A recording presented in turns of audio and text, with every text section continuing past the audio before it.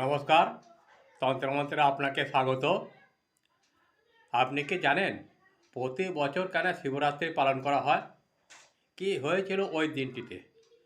ফাল্গুন মাসের কৃষ্ণপক্ষের চতুর্দশী রাতেই ঘটেছিল শিব ও পার্বতীর পবিত্র বিয়ে।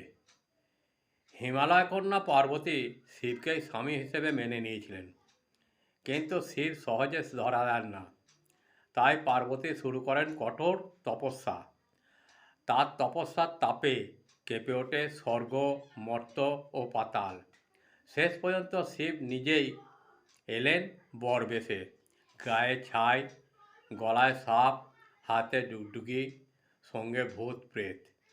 এই রূপ দেখে প্রথমে পার্বতীর মা মেনকা রাজি হলেন না, কিন্তু মাতা পার্বতী দৃঢ় কণ্ঠে বললেন, আমি মহাদেবকে ছাড়া অন্য কাউকে বিবাহ করব না। কথিত আছে সমস্ত দেবদেবীরা মহেশ্বরকে সুন্দর বরবেশে সাজিয়ে দেন। শিবের এই দিব্য রূপ দেখে অবশেষে পার্বতীর মা রাজি হয়েছিলেন। ব্রহ্মার উপস্থিতিতে অবশেষে সম্পন্ন হয় শিব ও পার্বতীর শুভ বিবাহ। যদি আমার এই প্রয়াসটি ভালো লাগে তাহলে আমাকে একটা শেয়ার, লাইক ও সাবস্ক্রাইব করতে ভুলবেন না। যারা আমাকে সাবস্ক্রাইব করেছেন তাদের উদ্দেশ্যে জানাই আন্তরিক ভালোবাসা ও বড়দের প্রণাম।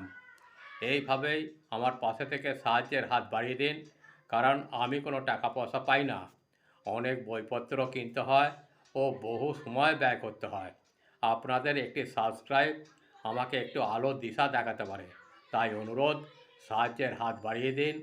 শেষে বলি, মা তারা, ঠাকুর রামকৃষ্ণ, মা সারদা, বাবা বামদেব সকলকে ভালো রাখুন, সুস্থ রাখুন।